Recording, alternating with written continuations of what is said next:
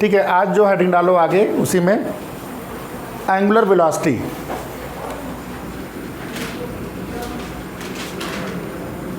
Angular velocity,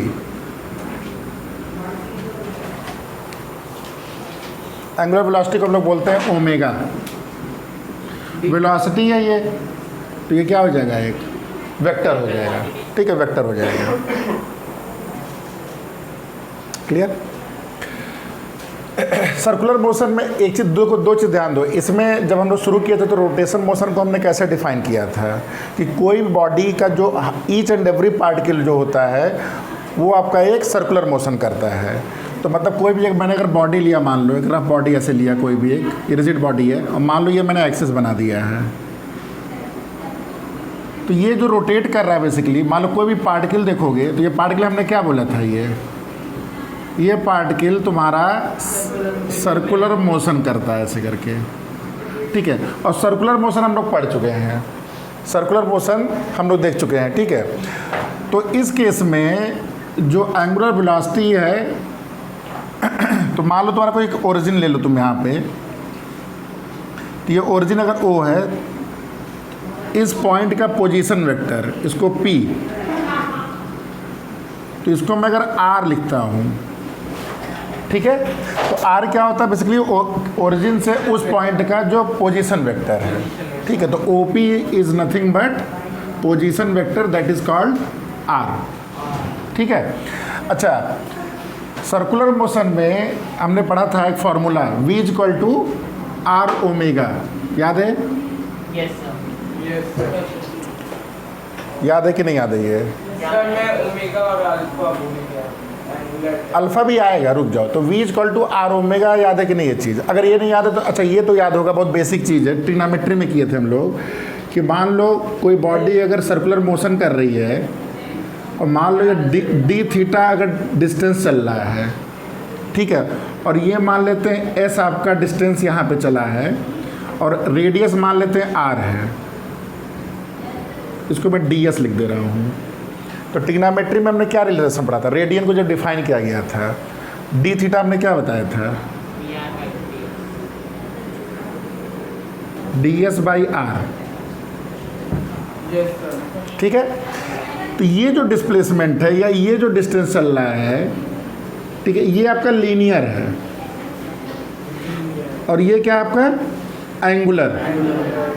alpha, alpha नहीं, बार बार alpha क्यों बार बार बोल रहे हो? वो अल्फा भी तो था, एंगुलर एक्सेलरेशन। तो एक्सेलरेशन पे कहाँ जा रहे हो बार बार तुम? अभी वेलोसिटी डिस्कस कर रहे हैं। वेलोसिटी अगर मैं बोला चलो भूल गया कोई बात नहीं, तो हमने ट्रिग्नोमेट्री में हमने लीनियर ये डिस्प्लेसमेंट जो हो रहा है या लीनियर जो डिस्टेंस चल रहा है और ये तुम्हारा एंगुलर जो डिस्टेंस चल रहा है। सर तो मतलब ये जो एंगल मेजर करेंगे वही ओमेगा होगा? तो नहीं, एंगुलर, अभी रुक जाओ, अभी क्वेश्चन ना पूछो, पहले जो बोल रहा पहले सुनो। हाँ, ये रिलेशन समझ में आया? जो रेडियन में फार्मूला होता है arc length divide by radius, यहीं से हमने रेडियन डिफाइन किया था, याद है? L is equal to R theta, L is equal to R theta जो बोलते थे। तो D थीटा तुम्हारा क्या हुआ? Angular distance. ये क्या हो गया आपका? Linear distance. और R क्या हो गया? रेडियस। इसका मतलब जो DS हो गया R into D theta. DS क्या मैं बोल रहा हूँ बार बार? लीनियर। ठीक है, लीनियर डिस्टेंस। इसको क्या बोला गया है? Angular distance, angular. नहीं, डिफरेंस रुक जाओ, डिफरेंस तो कर ही देंगे। ये चीज़ समझ में आ गई ना? ये तो एकदम बेसिक कॉन्सेप्ट से गए हैं हम लोग, जो ट्रिग्नोमेट्री में पढ़ा गया है। अब इसको अगर टाइम के रिस्पेक्ट में अगर डिफ्रेंशिएट करते हो, ठीक है, तो ये तुम्हारा क्या है? DS/dt R is equal to D theta by D T. Differentiation का मतलब यहाँ R वेरी नहीं कर रहा है, क्योंकि किसी पार्टिकल की जो R होता है ना, ये कांस्टेंट रहता है, ये टाइम के साथ वेरी नहीं कर रहा। अगर ये वेरी करने लगा तब तो हमारा वो रिजिड बॉडी रहा ही नहीं। रिजिड बॉडी तो यही बोला गया था ना, जो उसका शेप एंड जो शेप जिसका चेंज ना होता हो। तो अगर ये किसी पोजीशन पे है तो हमेशा वही है। तो ये इसी चीज़ को हम लोग क्या बोलते हैं? वेलोसिटी। इसी को चाहो तो स्पीड बोलो, चाहे वेलोसिटी बोलो। ठीक है, अभी स्पीड बोलो क्योंकि यहाँ मैंने डिस्टेंस वर्ड यूज़ किया है, तो ये क्या हो गया? स्पीड हो गया। और R ये क्या हो गया आपका? यही एंगुलर स्पीड बोलो। और वेक्टर में इसको हम लोग क्या बोलेंगे? Angular velocity. तो v is equal to R omega. तो ये डेरिवेशन समझ में आ गया फिर से? वो लिख लो हाँ लिख लो जी जितना बोला है। सर। इसी ओमेगा तो मुझे पता चल गया। अभी रुक जाओ मैं बता देना तो। वो सर मैं 2D से रिलेट कर रहा हूँ, उसमें 2D जो हाँ ठीक है। सर उसमें मुझे ये नहीं समझ आता ओमेगा चीज़ क्या है। ओमेगा यहाँ से क्या बताएगा? ओमेगा क्या है? D theta by D T. कितना रेडियन तुम घूम, भाई वेलोसिटी क्या होता है? कितना डिस्टेंस चले हो इतने टाइम में, yes sir. Distance per unit time. Yes sir. क्या हो गया? वेलोसिटी या लीनियर वेलोसिटी। ओमेगा क्या चीज़ हो गई? रेडियन पर यूनिट है। कितना एंगल रोटेट किए हो कितने टाइम में। मान लो तुमने 90 डिग्री रोटेट किया है, तो मैं डिग्री में बात नहीं करते हैं पहली बात, ये किस में होना चाहिए? रेडियन में। तो पाई बाई 2 रेडियन तुमने ट्रेवल किया है मान लो 1 सेकेंड में, तो पाई बाई 2 बाई 1 तुम्हारा क्या हो गया? ओमेगा। इसको बोलेंगे रेडियन पर सेकेंड, एंगुलर वेलोसिटी। कितना एंगल पर यूनिट टाइम आप मूव कर रहे हो, घूम रहे हो, तो इसको बोलते हैं एंगुलर वेलोसिटी। ठीक है। तो देखो दो इक्वेशन हुआ, एक इक्वेशन तो ये हो गया, एक इक्वेशन ये हो गया। समझ में आ गया ये?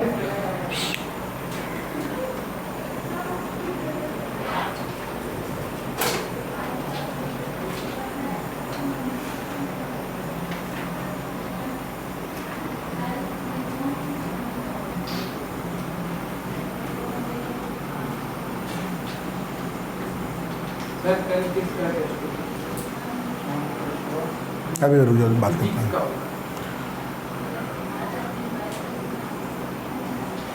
तो एक चीज़ इसमें बड़ा विजुलाइज करने वाली चीज़ है, बहुत ध्यान से देखने वाली चीज़ है। वेलोसिटी किस चीज़ पे डिपेंड कर रहा है? आर और ओमेगा पे। मतलब अगर तुम रेडियस बदलते जाओगे, मतलब सेंट जो भी इस एक्स रोटेशन एक्सिस से अगर डिस्टेंस बदलते जाओगे तो आर बदल रहा है। हाँ आर बदल रहा है। ओमेगा मतलब क्या है? देखो कोई बॉडी अगर घूम रही है, मान लो मैंने इसको ऐसे रोटेट किया, तो क्या सारे पार्टिकल का ओमेगा अलग है कि एक ही है? कैसे रोटेट किया उसको? हम मान लो ऐसे मैंने रोटेट किया, तो ये वाला जो पार्टिकल है यहाँ से यहाँ तक जाने में कितना एंगल घुमा है? हाँ जैसे मान लो ये पेन है मेरा, ये एक्सिस पॉइंट है, इसको मैं घुमा के यहाँ पहुँचा दिया, तो ये वाला जो पॉइंट है जितना एंगल गया है, ये वाला जो पॉइंट है जितना एंगल गया है, ये वाला पॉइंट जितना गया है एंगल, ये वाला पॉइंट जितना एंगल गया, क्या सब अलग है कि एक है?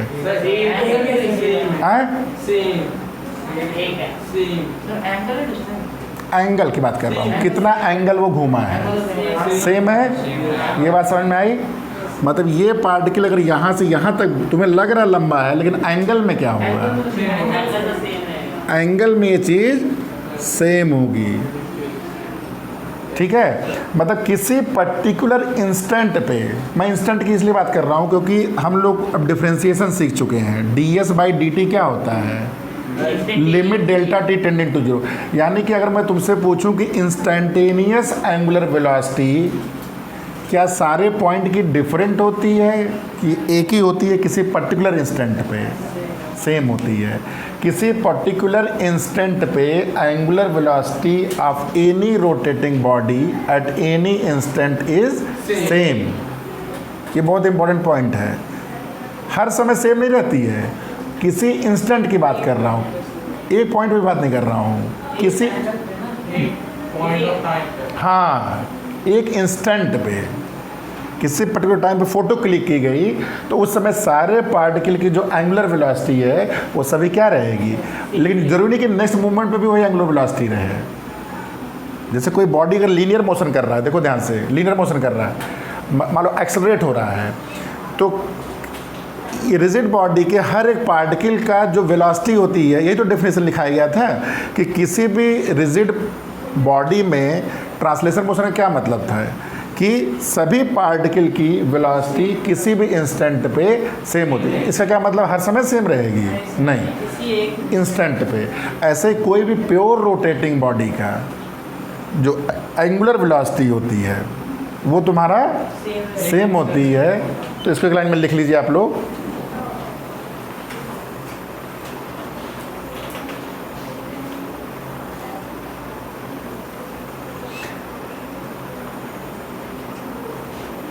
in a pure translation,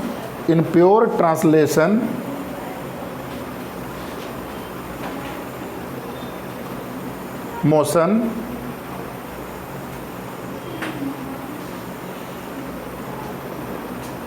all parts of the body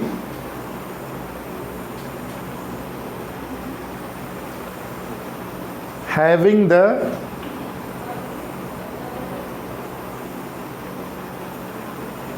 same velocity at any instant of time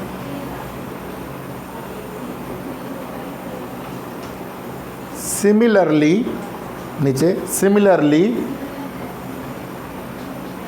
in pure rotation of body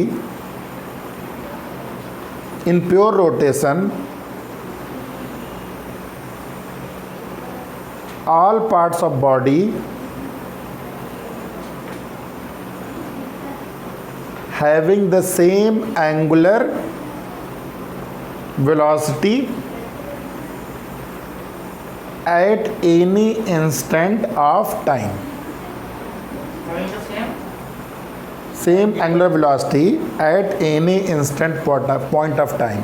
तो धीरे धीरे देखो अब हम लोग क्या सीखेंगे ना कि लीनियर वेलोसिटी जब भी कोई लिख लिया पूरा। अब हम लोग ये धीरे धीरे तुम ही लोग इसको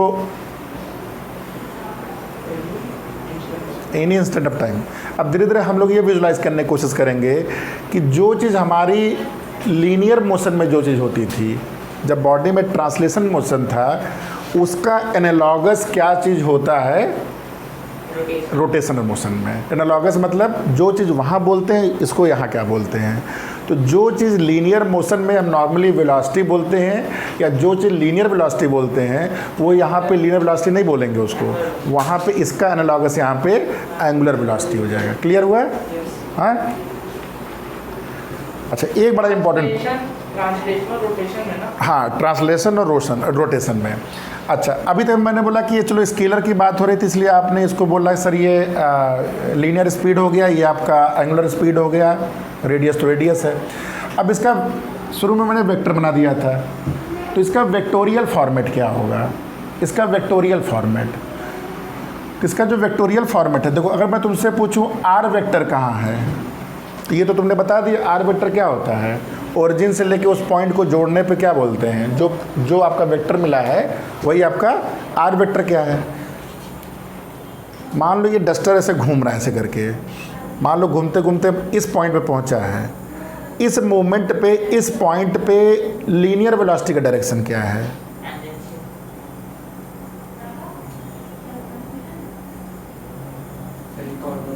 ये बॉडी ऐसे घूम रही है तेजी से, हाँ ऐसे घूमते जा रही है। मैंने फट से फोटो खींचा, अब मैंने पूछा इस पॉइंट की लीनियर वेलोसिटी का डायरेक्शन किधर है? सर ये तो ऐसे पत्थर घुमाते हैं तो टेंजेंशियली भागता है। किधर है? मतलब इसका डायरेक्शन ऐसे है। क्लियर है? और आर वेक्टर कैसे है? ऐसे नीचे करके है। देखो तो वेक्टर फॉर्म में जो v होता है इसको हम लोग ओमेगा क्रॉस r बोलते हैं। अब इसका क्या मतलब है? देखो ध्यान से, मैंने बताया था a क्रॉस b क्या होता है। अगर डायरेक्शन की बात किया जाए केवल, वो तो मैग्नीट्यूड हो गया। डायरेक्शन की बात किया जाए तो a वेक्टर को हम लोग b वेक्टर की तरफ ले जाते हैं, राइट हैंड रूल। ठीक है, ऐसे ही जो ओमेगा का डायरेक्शन होता है, ओमेगा का डायरेक्शन आर की तरफ ले जाएंगे, इस तरह ले जाएंगे कि उसका रिजल्टेंट किधर दिखना चाहिए? वेलोसिटी। ठीक है, तो इसको निकालने के पहले बहुत सिंपल तरीके से समझो, जो ओमेगा का डायरेक्शन क्या होता है। कोई बॉडी घूम रही है, मान लो ऐसे करके तेजी से घूम रही है ऐसे करके, ठीक है, तो ओमेगा का डायरेक्शन क्या होता है? ओमेगा का डायरेक्शन, सर्कुलर पाथ में ओमेगा एक वेक्टर है, तो ओमेगा का डायरेक्शन क्या होता है? तो वो एंगल है ना, तो एंगल तो सर ऐसे एंगल नहीं है, ये वेलोसिटी है। एंगुलर वेलोसिटी, एंगुलर वेलोसिटी का जो डायरेक्शन होता है, जिस एक्सिस पे घूम रहा है, अभी बता रहा हूं, ध्यान सुनो। जिस एक्सिस पे घूमता है, जैसे मान लो ये ऐसे करके घूम रहा है, तो आप हाथ को उसके डायरेक्शन में कर्ल करो जैसे बॉडी घूम रही है। मान लो बॉडी ऐसे घूम रही है, समझ में आ रहा है? मान लो ये ऐसे करके घूम रही है, ऐसे करके। एक मेरा डब्बा था यार यहाँ पे, बड़ा अच्छा घूमता था वो। हाँ, कहाँ गया वो? अच्छा, उधर रखा है। मैं ग्लास मत लाओ, गंदा हो जाएगा, पानी पीते हैं उससे। ये ऐसे घूम रहा है मान लो, ठीक है? तो ये ऐसे करके घूम रहा है या ऐसे करके घूम रहा है।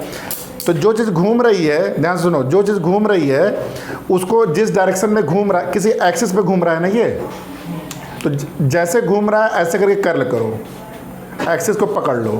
तो ये जो डायरेक्शन होता है, ये किसका डायरेक्शन होता है? ये ओमेगा का डायरेक्शन होता है।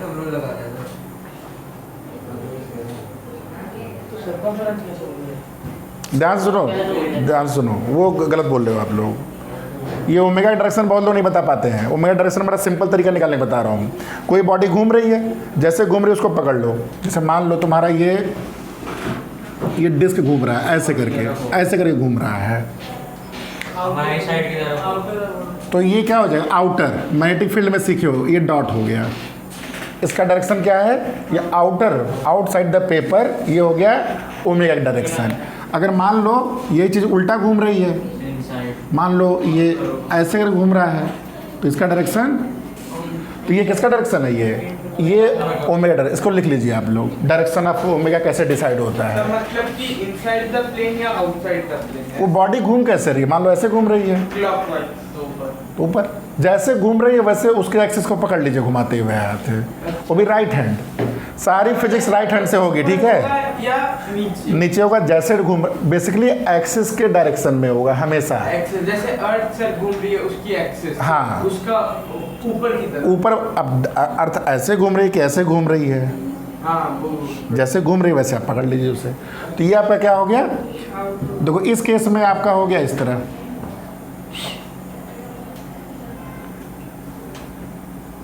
ठीक है? तो ओमेगा डायरेक्शन में कोई कंफ्यूजन? जिधर बॉडी रोटेट कर रही है वैसे ही उसी एक्सिस के डायरेक्शन में होगा। अब जरा इसको समझ लेते हैं, ओमेगा क्रॉस आर।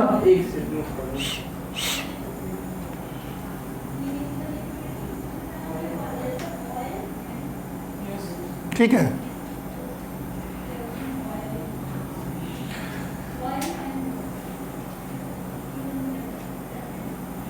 इसको याद रखना, ये भूल जाओगे तुम लोग। मैं जो बोलता हूँ भूल जाओगे, भूल ही जाते हो। ओमेगा क्या चीज़ है? एंगुलर वेलोसिटी का डायरेक्शन क्या होता है? हमेशा एक्सिस में होता है और इसको राइट हैंड से निकाला जाता है। अच्छा, अब जब चेक करो, ओमेगा देखो ऊपर हो गया, इसी फिगर के लिए ओमेगा ऊपर हो गया। आर का डायरेक्शन ये है, इधर देखो, इधर देखो, ये ओमेगा है, ये आर है। अब ओमेगा को आर की तरफ ले जाओ, ओमेगा को पुश करते हुए आर की तरफ ले जाओ, तो वी का डायरेक्शन क्या होगा? इस तरह देखो, ऐसे करके। ये क्या बता रहा है? ये क्या चीज़ बता रहा है? ये चीज़ देखो भाई, देखो ए क्रॉस बी बताया था मैंने ना, तो उसी तरह जैसे वी का डायरेक्शन कई बार नहीं समझ में आ रहा, हमेशा ए को बी की तरफ, ऐसे पहले को दूसरी की तरफ। रेडियस नहीं होता है, ये आर वेक्टर है, पोजीशन वेक्टर है ओरिजिन से। तो ओमेगा से आर की तरफ ले जाओगे तो वेलोसिटी क्या बता रहा है? ये देखो, अगर ये आपका हो गया ओमेगा, ओमेगा से आर ले जाओगे तो अंगूठा क्या बता रहा है? ये आपका thumb, direction of linear velocity. इसलिए इस पॉइंट पे जो लीनियर वेलोसिटी होगी वो किधर होगी आपकी? वो अंदर की तरफ टेंजेंशियल होगी। अंदर की तरफ बोर्ड के हिसाब से अंदर की तरफ होगी। क्लियर है भाई? देखो एक वेक्टर ए है, ऐसे की तरफ ऐसे का, हाँ, ए क्रॉस बी जब मैंने बताया था, ए क्रॉस बी का क्या मतलब है? ए से बी की तरफ जाओ और दोनों के परपेंडिकुलर, या तो अंदर या तो बाहर। तो अंदर जाना कि बाहर जाना, इसी को हम लोग चेक करते हैं, ए क्रॉस बी कर रहे हैं कि बी क्रॉस ए कर रहे हैं। तो अगर ए क्रॉस बी कर रहे हैं तो अंदर की तरफ हो गया, तो वही तो हो रहा है। ओमेगा तुम्हारा, ओमेगा पहले क्लियर हो गया है और आर इधर है, तो ओमेगा क्रॉस आर, तो वो किसके डायरेक्शन बताएगा? वो तीसरे वेक्टर के डायरेक्शन बताएगा। हाँ, किस वाले पॉइंट पे? हाँ, मान लो तुमने एक पॉइंट यहाँ ले लिया, ध्यान सुनो, एक पॉइंट यहाँ ले लिया, यहाँ देखो, अब इस पॉइंट के लिए आर आपका क्या है, ये आर है, और ओमेगा, तो अब देखो ओमेगा इधर है, आर इधर है, बाहर तो ओमेगा को आर की तरफ ले आओ, बाहर तो ये बाहर की तरफ, यानी कि इस पॉइंट पे जो आपका हो गया ये आउटसाइड हो जाएगा। ये वेलोसिटी आप क्या, ये क्या हो गया तुम्हारा, लीनियर वेलोसिटी का डायरेक्शन हो गया। समझ में आ गया? एंगुलर वेलोसिटी क्या चीज़ है, यूनिट क्या हो गया एंगुलर वेलोसिटी का, अभी बताए थे, रेडियन पर सेकेंड। हमेशा रेडियन में कन्वर्ट कर लीजिए। इसका यूनिट क्या हो गया, रेडियन। इसका डायमेंशनल फार्मूला क्या है, इसका इसी का, इसका ओमेगा हाँ, T-1 क्या इसका डायमेंशनल फार्मूला, एंगल होते इसका डायमेंशनल फार्मूला यूनिट हो गया रेडियन पर सेकेंड, और डायमेंशनल फार्मूला हो गया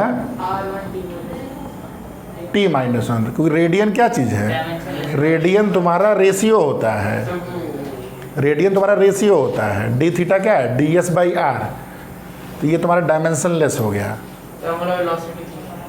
समझ में आ गया सब अभी तक? हाँ, अच्छे से। अब जो ये फॉर्मूला आया था v equal to R omega, अब यहाँ शुरू कर, अब अगली हेडिंग डालिए आप लोग। हाँ, अगली हेडिंग डालिए एंगुलर एक्सेलरेशन। अल्फा हाँ, जो परेशान हो बहुत देर से तुम। एंगुलर एक्सेलरेशन क्या चीज़ होती है, तो अभी हमने देखा v equal to angular acceleration, इसको अल्फा बोलते हैं। इसको एक बार और, तो v इक्वल टू मेरा क्या था, आर ओमेगा था, तो keeping R constant differentiate again with respect to time, तो ये क्या हो जाएगा, D V by D T R D omega by D T, तो इसी को हम लोग ए बोलते हैं, और ये आर हो गया, ये आपका अल्फा हो गया, R into alpha. R into alpha. अब सर अल्फा थोड़ा बता दीजिए, बता रहे हैं, सब बता रहे हैं, अभी तो अल्फा शुरू हुआ है। अल्फा क्या चीज़ है, d omega by D t. A क्या था, एक्सेलरेशन क्या है, मतलब क्या होता है इसका, मतलब किस रेट से आपकी वेलोसिटी इंक्रीज कर रही है, eight which rate your rate of change of velocity, मतलब वेलोसिटी अगर कांस्टेंट है तो एक्सेलरेशन क्या बोलते हैं, जीरो। ये क्या चीज़ है, अल्फा क्या चीज़ है, d omega, rate of change of angular velocity, मतलब वो जो रेडियन पर सेकंड जो स्पीड उसकी चल रही है सर, वो किस रेट, एक्सेलरेशन से चल किस रेट से वो बढ़ रहा है, यस किस रेट से तुम्हारा जो एंगुलर वेलोसिटी है जो इंक्रीज करता है उसको हम लोग अल्फा बोलते हैं। तो जो चीज़ हम लोग लीनियर में ए बोलते हैं वही चीज़ एंगुलर में हम लोग उसको अल्फा बोलते हैं। ये दोनों आपस में क्या हो गए, एनालॉगस हो गए। ठीक है, क्लियर। लॉगस मतलब जो यहाँ पे एक्सेलरेशन बोलते हो उसी का नाम यहाँ पे वो सेम प्रॉपर्टी क्या चीज़ शो करती है यहाँ पे, तो यहाँ पे क्या होता है वो एंगुलर एक्सेलरेशन। ठीक है, ठीक है। अब एडिंग डालिए अगली, moment of force, moment of force, moment of force, हाँ moment, MOMENT, moment of force. इसको ब्रैकेट में लिख लीजिए, इसका एक और नाम है टॉर्क। हाँ टॉर्क है क्या चीज़, बता दे रहे, सुनो बहुत ध्यान समझ जाओगे। हाँ अल्फा बस एक टर्मिनोलॉजी है। अल्फा पूछ रहा खत्म हो गया क्या, ठीक है। देखो तुम लोग फोर्स को तो विजुलाइज कर लेते हो, फोर्स को विजुलाइज कर लेते हो ना। विजुलाइज मतलब कि तुम्हें फील होता है ना फोर्स क्या चीज़ है, भले समझाना पाओ बात अलग है, समझा भी लोगे अब तो, लेकिन मतलब फोर्स को तुम विजुलाइज कर लेते हो। ठीक है, ऐसे ही तुम्हारा टॉर्क क्या चीज़ है, कोई एग्जांपल आपके नॉलेज में है? हाँ दिए थे एक बार एग्जांपल। नहीं टॉर्क तुम लोग को कई बार हम लोग बता चुका हूँ मैं घूम घूम के। जैसे तो मान लो तुम्हारा डोर होती है, ये डोर है तुम्हारा, ये तुम्हारा हिंज करके लगा गया, ऐसे डोर लगा हुआ है, यही डोर है मान लो। एक बार सर आपने बताया हाँ। डॉट प्रोडक्ट का वो था तो टॉर्क इनटू हाँ कुछ टॉर्क है तो टॉर्क वही चीज़, टॉर्क एक ऐसी फिजिकल क्वांटिटी है। अब क्या चीज़ अभी भूल जाओ, मान लेते हो तुम्हें एक फिंगर से दरवाज़ा खोलना है, तो तुमसे बोला गया यहाँ पे प्रेस करने से, यहाँ से प्रेस करने पे, यहाँ से प्रेस करने पे, यहाँ पे प्रेस करने में किस में से आसानी से खुल जाएगा। और सब जगह फोर्स एक ही लगाना है, 1 न्यूटन ही लगाना है। ये वाला तो इंट्यूटिवली आप ये गेस कर पा रहे हो कि ऐसा कुछ हो रहा है कि यहाँ पे लगाने से आसानी से खुल जा रहा है? यानी कि फोर्स का इस एक्सिस से जो डिस्टेंस है ये एक रोल प्ले कर रहा है। अगर मैं फोर्स ऐसे लगा रहा हूँ, ध्यान देना, फोर्स ऐसे लगा रहा हूँ और आर डिस्टेंस अगर घटा रहा हूँ बढ़ा रहा हूँ, तो आपको लग रहा है कि ये चीज़ कोई एक फिजिकल क्वांटिटी है जो मुझे हेल्प करने वाली है इसको ओपन करने में, वो मुझे आसानी से खोल देगी। इसी फिजिकल क्वांटिटी को हम लोग टॉर्क बोलते हैं। तो टॉर्क बहुत सिंपल टर्म में क्या हो गया, डिस्टेंस कहाँ से, एक्सिस से। अरे यार शॉर्टेस्ट डिस्टेंस फ्रॉम एक्सिस। एक सेकंड पॉज करने दो वीडियो। ठीक है चलो आगे देखो। तो मूवमेंट, सुनो इधर देखो, मूवमेंट ऑफ फोर्स में टॉर्क एक, इधर ध्यान दो, फिजिकल एक ऐसी फिजिकल क्वांटिटी जिसको आप ये फील कर पा रहे हो कि ये देखो फोर्स अगर बढ़ाओगे तो ऑब्वियसली इजी होगा ओपन करना, मतलब फोर्स पे तो डिपेंड करेगा। एक और चीज़ पे डिपेंड कर रही हो, क्या आर पे डिपेंड कर रही है। तो कितना रेडियस ज़्यादा है, फोर्स और ज़्यादा है, तो 2 चीज़ पे डिपेंड कर रही है। तो टॉर्क जो होता है, टॉर्क जो होता है वेक्टर क्वांटिटी, उसको हम लोग आर क्रॉस एफ लिखते हैं। अभी ये जो आ रही है, सुनो, ये टाउ बोलते हैं, ये उल्टा बनाते हैं, ये जेल हो गया। नहीं सही बनाए थे, सही। हाँ, तो टॉर्क इक्वल टू, ध्यान देना, ये जो आर है और ये जो आर है दोनों में अंतर है। ये वेक्टर बना है। तो ये कौन सा लोगे, ये पोजीशन वेक्टर है, ओरिजिन से है। मान लेते हैं, ध्यान देना, मान लो तुम्हारा ये ओरिजिन है, तो ये आपका क्या कहलाएगा, ये आपका आर वेक्टर कहलाएगा। ठीक है, तो इसका मैग्नीट्यूड क्या हो जाएगा, ये बताओ जरा, इसका मैग्नीट्यूड क्या आ जाएगा, आर एफ, इधर देखो सब लोग, आर एफ साइन थीटा। हाँ, इसका मैग्नीट्यूड, अगर मैं मैग्नीट्यूड की बात करूं तो ये इसका मैग्नीट्यूड हो गया, टॉर्क का magnitude R F sine theta. समझ में आया चीज? और अगर ये पता करना हो किस तरफ खुलेगा तो वो पता ही चलेगा। हाँ, वो उसी से, हाँ मतलब उसका डायरेक्शन। तो आर क्रॉस एफ, देखो एक चीज़ देखो ध्यान से, यहाँ पे यहाँ देखो, आर साइन थीटा एफ, तो आर से अगर ये आर है तो इसका मैं इसको आर मत लिखिए, ठीक है। ये आपका क्या हो गया, आर वेक्टर का मैग्नीट्यूड, मतलब ये लेंथ हो गई। थीटा क्या होता है, आर और एफ के बीच में जो एंगल बन रहा है, तो ये एंगल, उसको दूसरे तरह दिखाते हैं। तब ये फार्मूला समझ में आ गया, इसी यहाँ तक समझ में आ गया। अब ये जो बताना चाह रहे थे तो मैं ऐसे बताना चाह रहे हैं, देखो जैसे मान लो, ये मान लो आपका ओरिजिन है और एक कोई पॉइंट है, मान लो ये फोर्स आपका लग रहा है, तो ये आपका आर हो गया। थीटा क्या होता है आपका, आर वेक्टर और आर और एफ के बीच का जो एंगल है, तो उसको क्या बोलते हैं हम लोग, उसको हम लोग थीटा बोलते हैं। क्योंकि आर वेक्टर और एफ वेक्टर, देखो यही तो एंगल बन रहा है ना। जैसे आर वेक्टर तुम्हारा, जैसे ये एफ वेक्टर है और आर वेक्टर आपका ये है, ये एंगल क्या हो गया, थीटा। ये एंगल नहीं लिया जाएगा। एंगल हमेशा दोनों वेक्टर का, जब ये टेल दोनों मैच करते हैं तभी हम लोग देखते हैं क्या एंगल बनता है।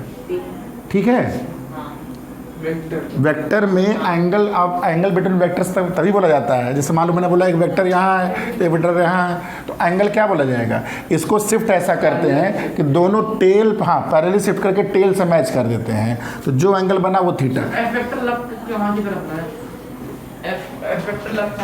एफ वेक्टर अभी ऐसे लग रहा है, एक देखो ये तो फॉर्मूला हो गया। अब इसका एप्लीकेशन समझने की कोशिश कर रहे हैं कि कैसे रिप्रेजेंट होता है। तो मान लो तुम्हारा ये कोऑर्डिनेट सिस्टम है और ये तुम्हारा एक फोर्स लग रहा है, तो ये कितना टॉर्क प्रोड्यूस करेगा, क्या फॉर्मूला हो गया, आर क्रॉस एफ। अब इसका मतलब विजुलाइज करने का मतलब क्या हुआ, ये चीज़ समझ में आई अभी तक? सर हाँ? एल क्रॉस एफ में तो ये वाला थीटा नहीं है ना। कौन सा थीटा? थीटा हमेशा जो छोटा होता है वो लेते हैं। ये एंगल कैसे लेंगे? क्लॉकवाइज डायरेक्शन हाँ, एंटी क्लॉकवाइज डायरेक्शन में ऐसे। थीटा ही लेंगे, ठीक है। हाँ, अच्छा देखो, अब ये जो मैंने यहाँ पे मॉडिफिकेशन कर रहा हूँ आर साइन थीटा, अब इसको देखो तुम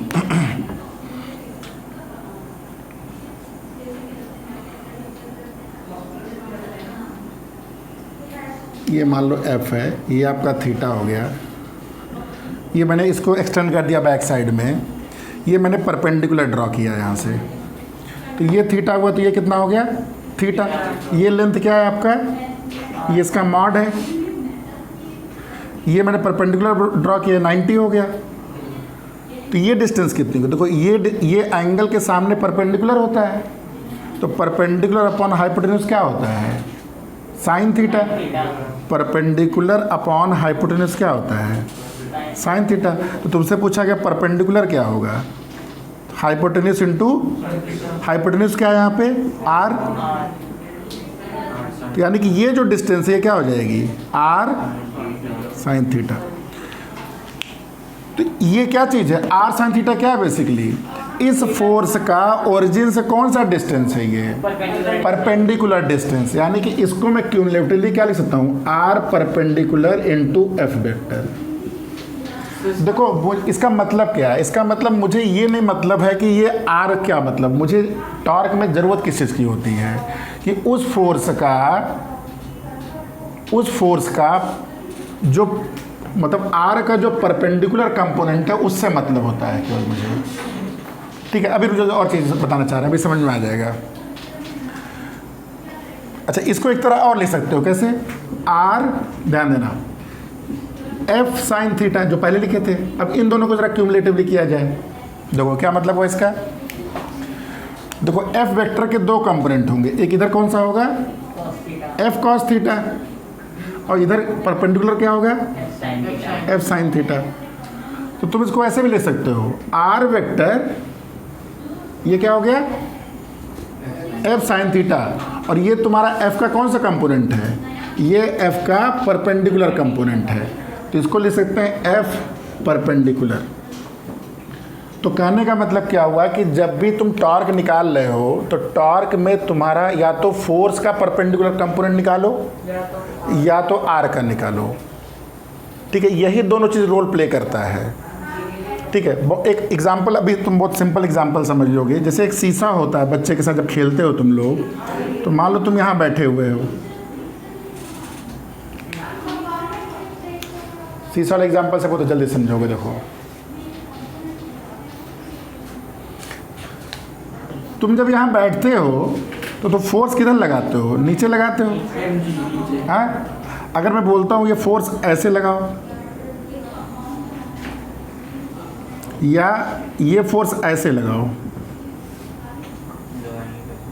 लगाओ कैसे भाई? ऐसे ना दबा के ऐसे प्रेस कर रहे हो। तो इस फोर्स में कौन सा फोर्स तुम्हारा इफेक्टिव रोल प्ले कर रहा है? ये वाला कर रहा है कि ये वाला कर रहा है?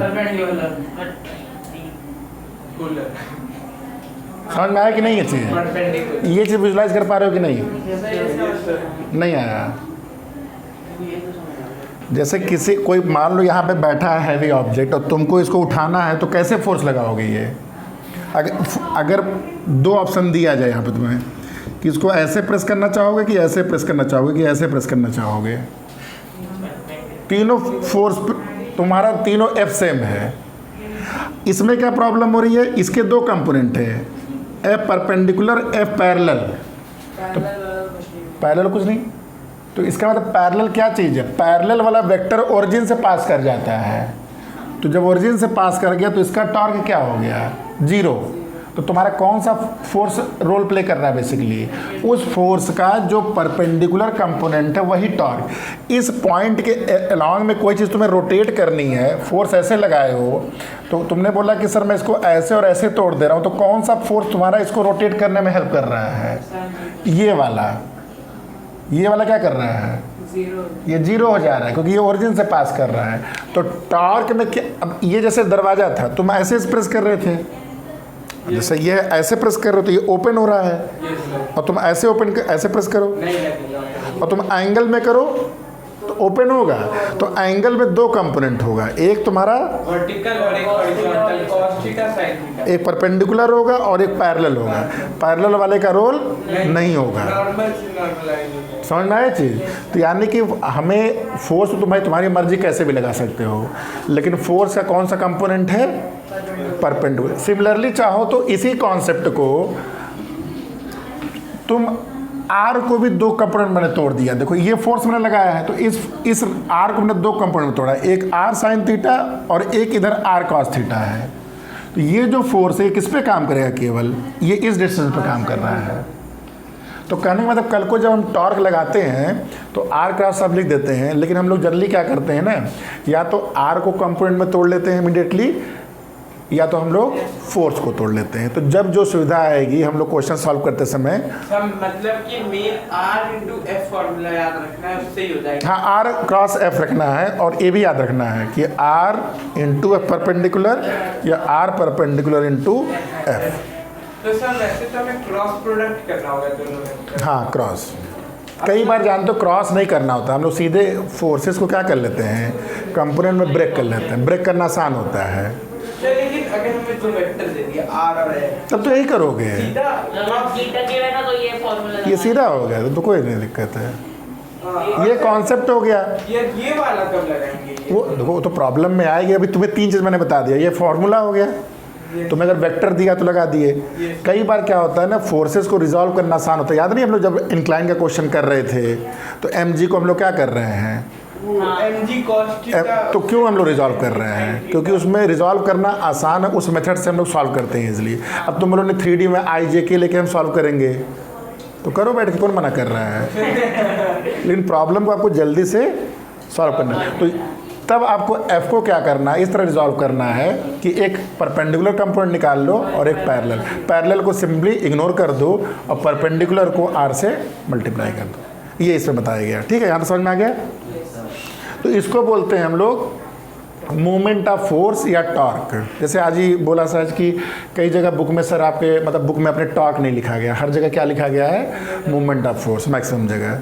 लेकिन मोमेंट ऑफ फोर्स और टॉर्क क्या होता है, सेम चीज़ होता है। और एनालॉगस क्या हुआ, जो चीज़ लीनियर में फोर्स काम करता है वही चीज़ रोटेशनल में टॉर्क काम करता है। और फोर्स और टॉर्क एक नहीं है, दोनों डिफरेंट फिजिकल क्वांटिटी है। रोटेशन में हाँ एनालॉगस में इसलिए बार बार यूज कर रहा हूँ, जो चीज़ फोर्स वहाँ काम करता है वही काम यहाँ पे टॉर्क करता है। लेकिन टॉर्क का तो ये है सर, जब फोर्स को वो करते टॉर्क का ये फोर्स क्या बोलो, अच्छा इसका यूनिट क्या होगा, इसका यूनिट क्या होगा, ध्यान दो इसका यूनिट क्या है टॉर्क का, टॉर्क का सर न्यूटन पर मीटर, न्यूटन मीटर, न्यूटन पर मीटर कहाँ, newton newton metre, newton metre metre, होता है force into newton metre. Length, newton metre. Sir ये सर फोर्स और टॉर्क एक कैसे सर, वो तो फोर्स से ही आ रहा है और उसमें फोर्स और टॉर्क एक नहीं है, अच्छा फोर्स का एनालॉगस रोटेशन मोशन में टॉर्क है। जो फिजिकल जो लीनियर है, हाँ जो फिजिकल चेंजेस लीनियर में फोर्स प्रोड्यूस करता है वही चीज़ रोटेशन में टॉर्क करता है। ठीक, क्या फार्मूला है, न्यूटन मीटर। क्लियर, इसका जरा वो बताओ dimensional formula, newton m1 ml square t minus 2, M ml square t minus 2 होता है एंड फोर्स का फोर्स क्या होता है, मास इनटू एक्सेलरेशन। सही है ये? अच्छा जरा वर्क का जरा बताओ, वर्क का क्या होता है, वर्क क्या होता है, वर्क होता वर्क की यूनिट क्या है, ml square t minus 2, work का यूनिट जूल। जो क्या होती है, जूल। इसका जरा वो बताओ, हाफ mv स्क्वायर। उसका ये बताओ डायमेंशनल फार्मूला बताओ, सेम होगा M L square T minus 2, force into distance. Sir ये तो mgs से भी आना है। फोर्स इंटू डिस्टेंस का डॉट प्रोडक्ट क्या देता है, वर्क, फोर्स इनटू डिस्टेंस का क्रॉस प्रोडक्ट क्या देता है? तो ये एक ऐसा यूनिट है, एक ऐसा चीज़ हो रहा है कि जो दो चीज़ में, दो फिजिकल क्वांटिटी में मल्टीप्लिकेशन पे हो रहा है, लेकिन मल्टीप्लिकेशन में आप डॉट कर रहे हो कि मल्टीप्लिकेशन में क्रॉस कर रहे हो, इससे आपका इंटायरली एक डिफरेंट फिजिकल क्वांटिटी प्रोड्यूस हो रही है। डॉट करने पे आपका वर्क प्रोड्यूस होता है और क्रॉस करने पे आपका टॉर्क प्रोड्यूस करता है। रुक जाओ, क्वेश्चंस तो बहुत करेंगे। दोनों क्या है, दोनों की डायमेंशनल फार्मूला सेम है। आएगा क्वेश्चन, सब करा देंगे, टेंशन मत लो। ठीक है, अब अगला हेडिंग डालो। रोटेशन मोशन का जो एनसीईआरटी है ना, वो खासकर एडिशनल, बहुत अजीब है, वो कर लोगे जेई में एडवांस, सब तुम्हारा क्लियर, जबरदस्त है। ऐसे तो सब कर लेंगे, कर नहीं पाते लोग ना। तो भूल जाएगा। ठीक है, देखो मोमेंट ऑफ फोर्स सीख लिए। अब इसे मोमेंट ऑफ फोर्स को मिटा दो यहाँ पे। मोमेंट ऑफ नहीं लगाना सब है। मोमेंट ऑफ मोमेंटम,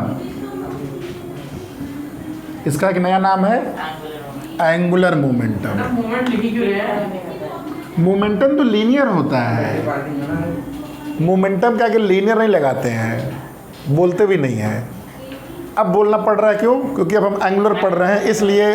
तो लीनियर नहीं लिखने के आते तो नहीं लिखा गया है। तो moment of momentum, angular force बोले, एंगुलर फोर्स है, मतलब बेसिकली एंगुलर। हाँ, मतलब देखो टर्मिनोलॉजी कहीं लिखी रहेगी तो एंगुलर फोर्स को नहीं बोल सकते हो। नहीं लिखा नहीं, इसलिए मैं नहीं बोल रहा हूँ, लेकिन बोल क्यों नहीं सकते हो? टर्मिनोलॉजी तो भाई तुम रियान हो, कुछ क्या रोहन नहीं बोल सकते थे तुम्हें? क्यों? बचपन में रोहन रख सकते बस। मतलब कहने मतलब किसी आदमी का नाम एक्स है, वो वाई क्यों नहीं हो सकता है? भाई क्यों नहीं हो सकता है? तो एक्स क्यों है उसका? तो नाम में क्या रखा? नाम तो आपको रखने की बात है, लेकिन जो चीज़ नाम रख दिया गया है और जो तुम्हारा फेमस हो गया या जिसको लोग जान गए हैं, तो ऐसे ही तुम्हारा एंगुलर फोर्स नहीं बोला गया। हो सकता है बोला भी जाता हो, मुझे पता नहीं हो सकता है, लेकिन यहाँ पे क्या बोलते हैं हम लोग? Angular momentum. मोमेंटम जानते हो तुम लोग? मोमेंटम क्या होता है? पी। तो मोमेंट ऑफ मोमेंटम क्या हो जाएगा? फोर्स तुम लोग जान गए थे, तो फोर्स का मोमेंट ऑफ फोर्स क्या था? आर क्रॉस एफ हो गया था। सुनो पहले, तो मोमेंटम अगर पी है, फिर से बोलो, फिर से बोलो, क्या बताना? फोर्स का देखो, फोर्स का लीनियर में टॉर्क हमने बोला, मूवमेंट ऑफ फोर्स क्या बोला था? फोर्स का मूवमेंट ऑफ फोर्स। तो ये भाई क्या कर रहा है? मूवमेंट ऑफ फोर्स बना रहा है। मोमेंटम को क्या बनाना है? मूवमेंट बनाना है। Movement of momentum, movement of force. किसका? फोर्स का। किसका? मोमेंटम का। पल्ले पड़ा? तो इसको एक नया, जैसे इसको हमने क्या डिफाइन किया था? टाउ। ठीक है, तो इसको हम लोग डिफाइन करते हैं। मतलब मोमेंटम निकालने के लिए मोमेंटम को ही इक्वल करना पड़ेगा। मोमेंट क्रॉस प्रोडक्ट करना, आर क्रॉस पी। उसी से मतलब आर क्रॉस, इसको बोलते हैं मोमेंटम को ही आर पोजीशन वेक्टर से करेंगे। हाँ, क्रॉस करेंगे, तभी मूवमेंट ऑफ मोमेंटम आएगा। करेक्ट, यही समझा रहे थे। आर क्रॉस पी को क्या बोलते हैं? एल। मतलब पी का एनालॉगस, पी का एनालॉगस एल, एफ का एनालॉगस टॉर्क, थीटा का एनालॉगस, एक सेकेंड, थीटा किसका एनालॉगस का? थीटा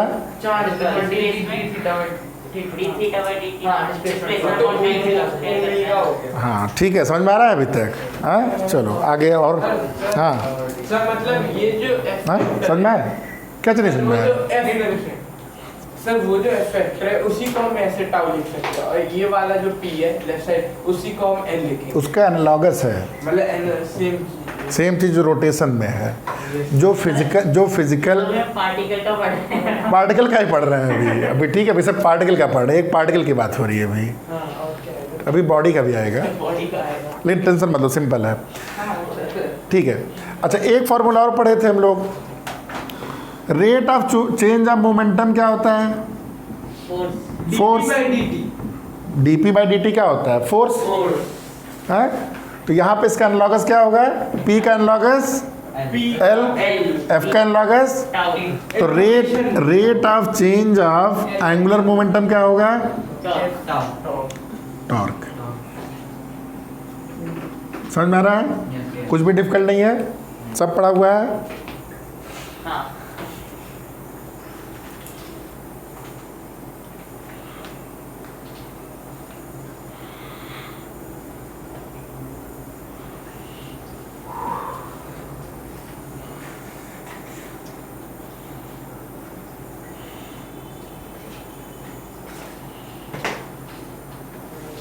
ठीक है, अब अगला हाँ एल इम्पल्सर, क्या क्या?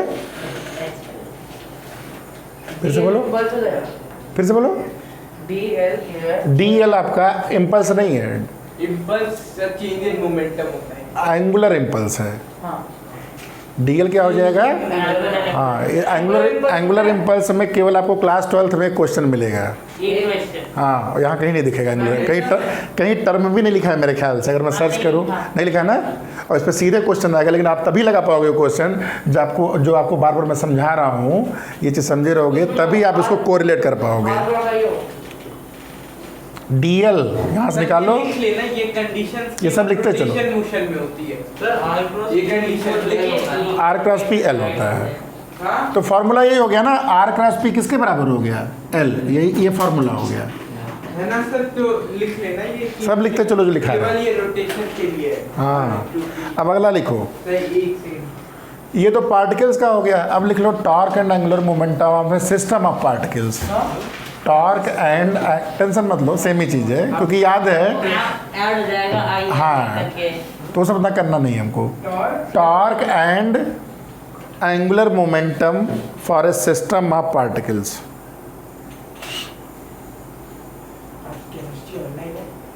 नहीं हम भाई ने बच्चे इसलिए नहीं, उससे 15 तक आते हैं। तुम लोग कहाँ टाइम पे आते हो? हाँ नहीं क्या आते? सर तगड़ा आदमी तो शाश्वत है। मैं तो आता। हाँ 10 मिनट पहले आपने क्या दवाई देनी। तो लिखो torque and angular momentum of a system of particles. ठीक है, तो जब याद है हम लोग ने मैकेनिक्स चैप्टर किया था तो rate of change of momentum equal to force किया था। फिर जब हमने रोटेशन शुरू किया था तो हमने ये प्रूव किया था कि सिस्टम ऑफ पार्टिकल के केस में जो rate of change of capital P था, dp/dt, यही तो था ना। ये किसके बराबर प्रूव किया गया था? F external. क्या मतलब था ये? कि सिस्टम ऑफ पार्टिकल के केस में जो total change in momentum of system होता है वो एक्सटर्नल फोर्स। ठीक, उसी का एनालॉगस यहाँ क्या हो जाएगा? बस इतना बता दो मुझे। कैपिटल L होता है। बस यहाँ पे कैपिटल L हो जाएगा और यहाँ पे क्या हो जाएगा? Tau extra. Tau external.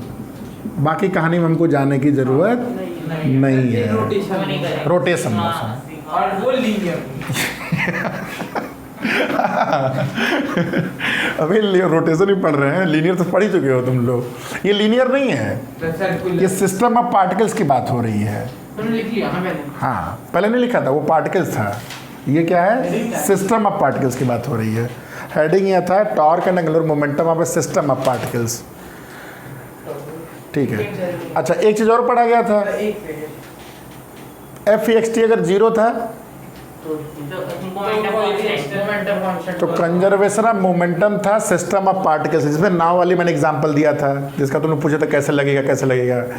Boat वाला एग्जांपल क्या था? वो रोटेशन मोशन नहीं था, वो सिस्टम ऑफ पार्टिकल्स की बात हो रही थी। पार्टिकल्स पढ़ के सिस्टम ऑफ पार्टिकल्स सीखे हैं। अब पार्टिकल का रोटेशन सीख के अब हम लोग सिस्टम ऑफ पार्टिकल की रोटेशन की बात कर रहे हैं। तो अगर टाउ EXT अगर 0 हो जाएगा, इफ टाउ EXT 0 हो जाएगा तो क्या हो जाएगा, L is equal to constant dl by dt क्या हो जाएगा, 0।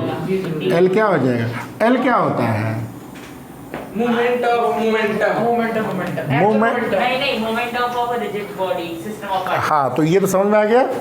L इज तुम्हारा क्या हो गया, कांस्टेंट हो गया। बस इतना लिख लो यहाँ तक। एक बार खुद से पढ़ के आना पड़ेगा क्या, तो खुद से पढ़ के आना पड़ेगा।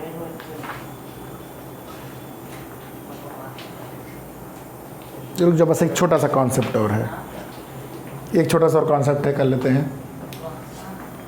ये वाला है equilibrium of rigid body.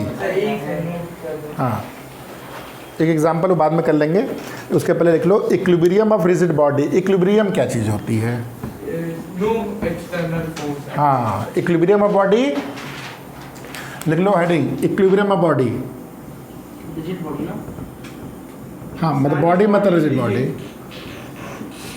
Equilibrium of body. हाँ, इक्विलिब्रियम बॉडी का मतलब क्या हुआ,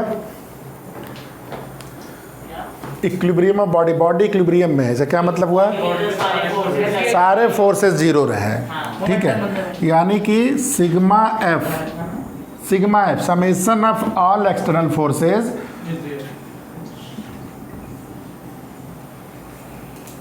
ठीक, मतलब उस पे सारे फोर्सेस अगर इक्वल लगे हैं तो वो तुम्हारा क्या हो जाएगा, जीरो। अच्छा, हाँ, नो मूवमेंट। लेकिन अभी देखिए आप लोग इस कंडीशन को बोलोगे नहीं सर ऐसा नहीं होता है, क्यों, ये डस्टर है मेरा, जो वहाँ है वो यहाँ पे है। अब मैंने 2 न्यूटन का फोर्स यहाँ लगाया और मैंने 2 न्यूटन का फोर्स यहाँ लगाया, क्या ये इक्विलिब्रियम में रहेगा, टोटल नेट फोर्स बॉडी पे कितना लग रहा है,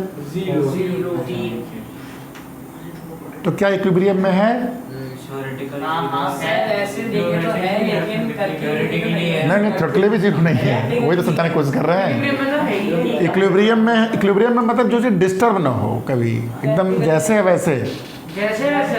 प्रैक्टिकली और थ्योरेटिकली बता रहे हैं, गलत हम लोग कर रहे हैं अभी। थियोरेटिकली ये सफिशिएंट ट्रू नहीं है, ये किसके लिए ट्रू है, पार्टिकल के लिए, नॉट फॉर बॉडी। तो बॉडी के लिए एक कंडीशन और होती है, वो रोटेट कर जाएगा इस पे। क्या और कंडीशन, टाउ। इसका बाई क्या था, एनालॉगस क्या था, टाउ, यानी कि टॉर्क, समेशन ऑफ टॉर्क, ये क्या होना चाहिए, जीरो है। जैसे अभी तुम एग्जांपल लिया, ये हिंज वाला तुमने डोर लिया था, एक आदमी 2 न्यूटन इधर से लगा रहा है और एक पीछे भी खड़ा होकर 2 न्यूटन लगा रहा है, समझ में आया। एक कहा इधर 2 न्यूटन से लगा रहे हैं, इधर से 2 न्यूटन से लगा रहे हैं, और एक बोल रहा है मैं इतनी दूरी पे 2 लगा रहा हूँ, एक इतनी दूरी पे हाफ लगा रहा है। तो तुम्हें बेसिकली क्या देखना है, तुम्हें टॉर्क देखना है। अगर टॉर्क का समेशन भी जीरो आ रहा है और फोर्सेस का समेशन भी जीरो आ रहा है तो इसमें क्या होगा आपका, तभी नो मोशन होगा, तभी ये बॉडी इक्विलिब्रियम में कहलाएगी। अगर मान बोलो अगर जीरो हो गया, फोर्स सर लग रही है, तो वही तो बोलने जा रहे थे, पहले ही बोल रहे थे। तो इसमें कई केस बन रहे हैं।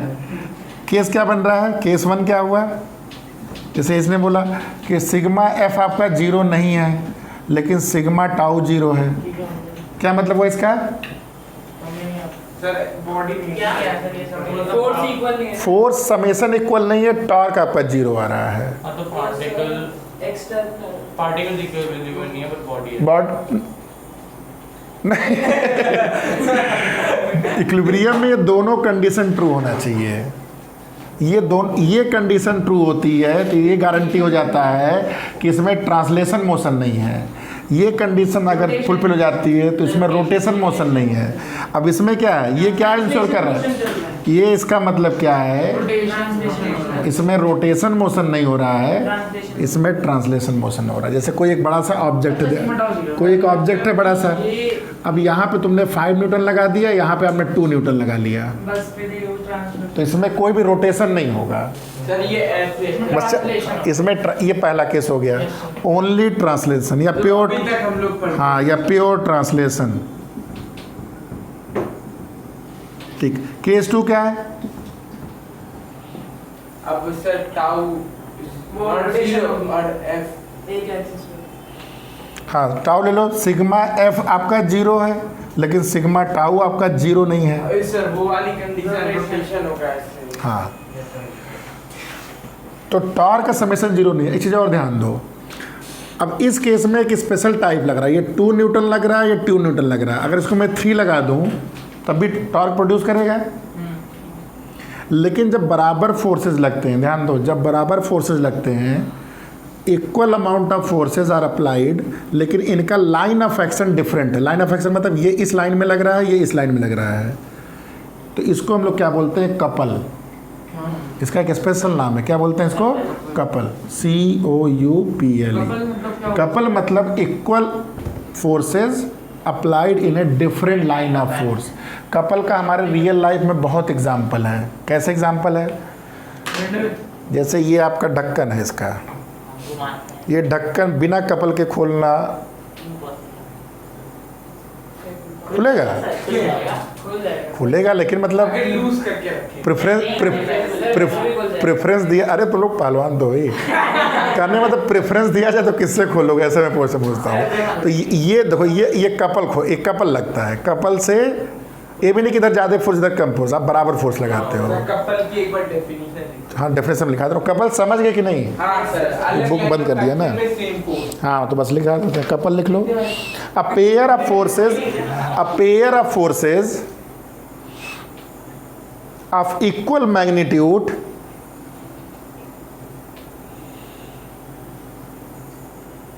but acting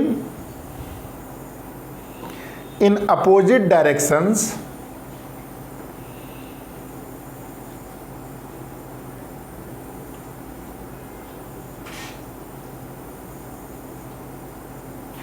with different lines of action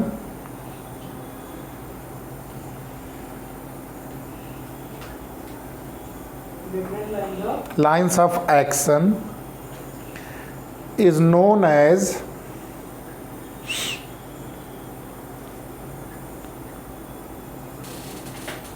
couple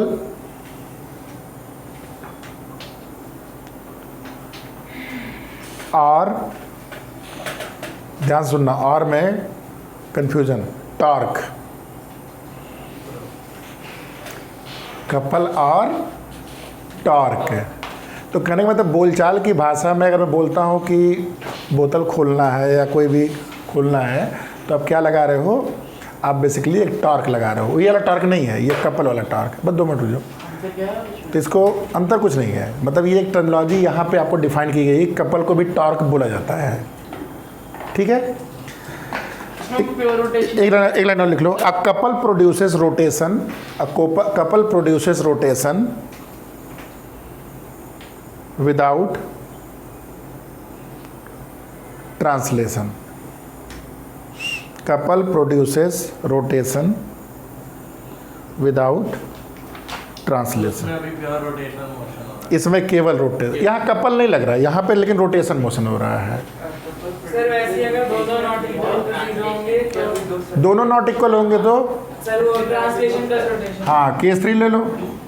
case 3 sigma F भी जीरो नहीं है और सिग्मा टाउ भी जीरो नहीं है, तो इसमें बेसिकली ट्रांसलेशन भी होगा एंड रोटेशन भी होगा। Translation as well as rotation motion.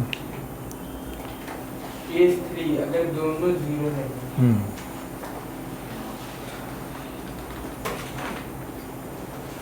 ठीक है, चलो अब आगे करते हैं इसके।